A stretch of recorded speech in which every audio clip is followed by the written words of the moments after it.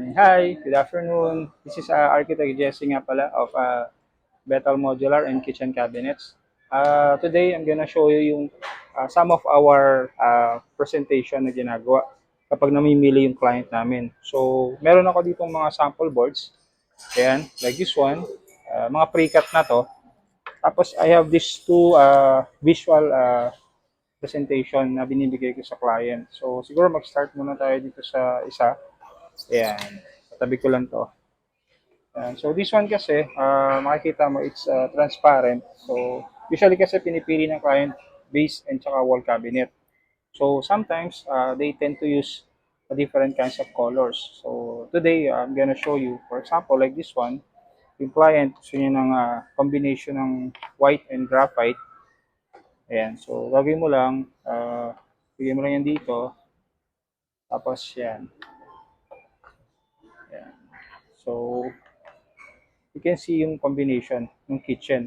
So, depende sa client kung ano yung mapili niya. So, pag okay sa kanya yan, so, we, we, we try to ask for their signature. So, pwede mo rin siyang combine ng ibang color, like this one. Yan. So, dito pa lang makikita mo na yung combination ng kitchen mo. Yan, yung design.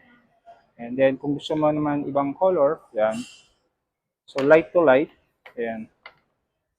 So, depende sa'yo. Yan. So, gamitin naman natin yung isang visual. Ito kasi yung background na Calacata tiles, yung pinaka backsplash niya. Yan. So, ito namang isa, gamit tayo ng dark gray naman. Dark green, I mean. Yan. Ito yung backsplash naman niya. So, makikita mo, ginamitan ng mga parang subway tiles, no? So, dito makikita mo rin yung combination kung maganda.